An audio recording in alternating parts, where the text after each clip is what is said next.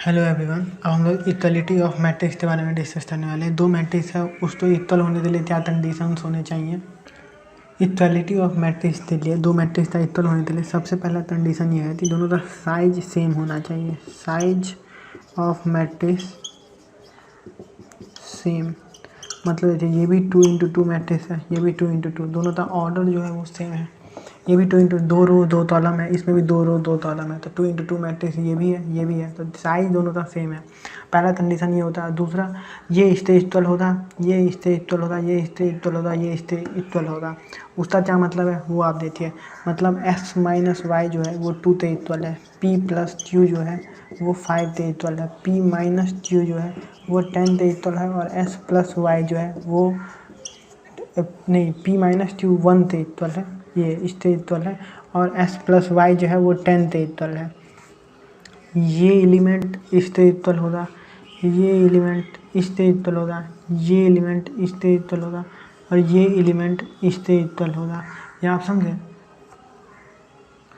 और फिर हम वैल्यू निकाल सकते हैं, जैसे कि आप देखिए, उधर देखिए, ये माइनस है, ये प्लस है, तो ये कट जाएगा। 2s इक्वल टू 12, तो s इक्वल टू 6, इसमें तो ऐड थी, तो s इक्वल टू s का वैल्यू आ गया। अब s का वैल्यू इसमें पुट कर देते, तो ये 6 है, 6 माइनस 2, तो y आ जाएगा कितना, y आ गया 4। इस एस की वैल्यू जो थी वो इसमें पुट कर दिया, तो वाई की वैल्यू निकल गई। सेम इसके लिए भी ये दोनों कट जाएगा, तो 2p इक्वल टू, अगर 6 है तो p इक्वल टू 3 हो जाएगा। p का 3 जो है वो इसमें पुट कर दो, तो 3 माइनस 1 इक्वल टू q, तो q इक्वल टू 2, तो p और q की वैल्यू निकल जाएगी।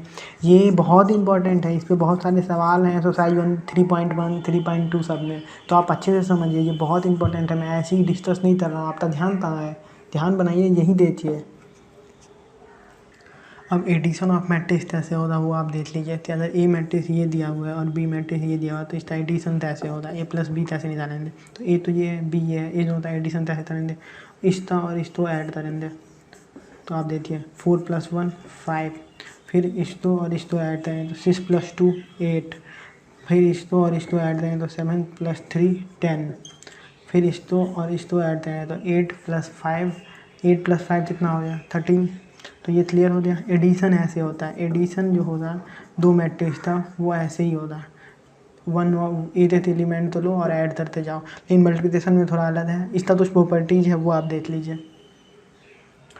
तो इसका 4 प्रॉपर्टी है एडिशन था। अगर a + b करें या b + a करें, बात बराबर होगा।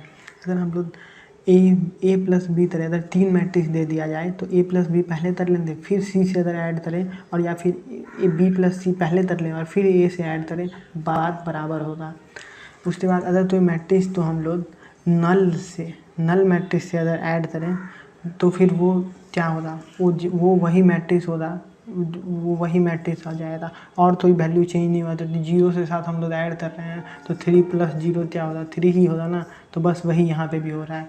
चौथे में क्या है, अगर एक मैट्रिक्स है जिसमें सेम एलिमेंट दोनों साइड ऐड कर दिया जाए तो वो मैट्रिक्स एक दूसरे के साथ ऐड हो जाएगा, जो कि ये दोनों कैंसिल हो जाएगा। सेम एलिमेंट अगर पहले हो जाए तो ये दोनों कट जाएगा, और फिर वही a + a = b ही होगा, a = b यहाँ भी और a = b यहाँ भी, तो जो सेम एलिमेंट ऐड किया जाता था वो दोनों एलिमेंट कट गया। सब्ट्रैक्शन दो मैट्रिक्स था हम लोग तय करेंगे। अगर दोनों मैट्रिक्स था m × n है, पहले तो ये दोनों का ऑर्डर सेम होना चाहिए, ऑर्डर दोनों का सेम है, तो सब्ट्रैक्शन जो है मैंने आपको एडिशन बताया उसी तरह से करना है। a + -b, a और b का एडिशन करना है। मान लीजिए b दे दिया आप तो 2 3 4 7, तो -b आप कैसे बनाओगे, -b कुछ नहीं करना है, हर इत्यादि माइनस ला दो, -2 -3 -4 -7, और इसको ऐड कर दो जो एलिमेंट a में दिया है। एडिशन तो मैंने आपको सिखा ही दिया, वही आंसर आ जाएगा, वही आंसर होगा, जो भी आंसर होगा वो आ जाएगा। बस माइनस साइन लगा दो सारे एलिमेंट से आगे, और फिर उसका एडिशन कर दो ए में जो एलिमेंट है उसके साथ। एडिशन मैंने आपको बहुत ही अच्छी तरीके से समझा ही दिया। अब एक मल्टीप्लिकेशन मैट्रिक्स का मल्टीप्लिकेशन कैसे होता है, तो भी स्केलर एलिमेंट मतलब क्या, 5 7 9 11 20, मतलब ये डिजिट से, तो डिजिट से मल्टीप्लाई। तो मान लिया मैंने 3a हमें निकालना है, 3a बोला फाइंड करो 3a, जब a ये है तो हम क्या करेंगे 3 से पूरा मल्टीप्लाई करना है, मतलब 5 × 3 2 into 3, 1 into 3, 6 into 3, -5 into 3, 2 into 3, 1 into 3, 3 into 3, 6 into 3, ये कर देंगे। और फिर जो वैल्यू आएगा वो लिख देंगे, वो 3a के बराबर होगा। क्या वैल्यू आएगा, मैं लिख देता हूँ 5 इंटू 3 15 हो गया, फिर 6 हो गया, फिर 3 हो गया, फिर 18 हो गया, फिर 15 हो गया, फिर 6 हो गया, फिर 3 हो गया, फिर 9 हो गया, फिर 18 हो गया। क्लियर है, तो ये हम लिख देंगे, ये हमारा हो गया 3a।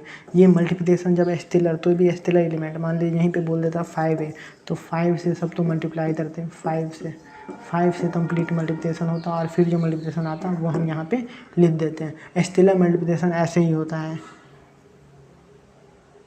स्टेलर मल्टीप्लिकेशन का 4 प्रॉपर्टी है, वो हम लोग डिस्कस कर लेते हैं। तो भी स्टेलर एलिमेंट है जिसको 2 मैट्रिक्स के एडिशन के साथ अगर ऐड करने के लिए बोला जाए तो हम लोग उसको इंडिविजुअली भी ऐड कर सकते हैं। वही स्टेलर तो हम अगर एक एलिमेंट से करें फिर उसी तो दूसरे से भी करें, दोनों इक्वल ही होगा। फिर यही होता कि एक मैट्रिक्स है और 2 स्टेलर एलिमेंट है, तो इंडिविजुअली कर दो ऐसे पहली बार एक से करो फिर दूसरे से करो, हो जाएगा। अब यही है कि एक एलिमेंट 2 स्टेलर एलिमेंट है, ए से मल्टीप्लाई है या फिर दोनों का मल्टीप्लाई करें। मान लीजिए तो दे जाए तो एक मैट्रिक्स है 5 7 2 9 और यहाँ दिया जाए 3 है और 5 है, तो हम 3 और 5 डायरेक्ट 3 से पहले मल्टीप्लाई करें, फिर 5 से करें, उससे डायरेक्ट 15 से मल्टीप्लाई कर देते हैं सब। तो बात वही इसमें बताया गया है कि 3 से मल्टीप्लाई करो फिर 5 से मल्टीप्लाई करो। अगर 2 स्टेलर एलिमेंट है, इससे अच्छा एक बार ही आप डायरेक्ट 15 से मल्टीप्लाई कर दो।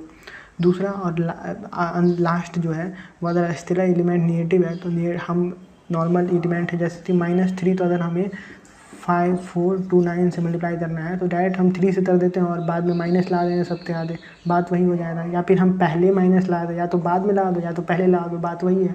या पहले लाओ या बाद में लाओ, जैसे आपका कन्वीनियंस है।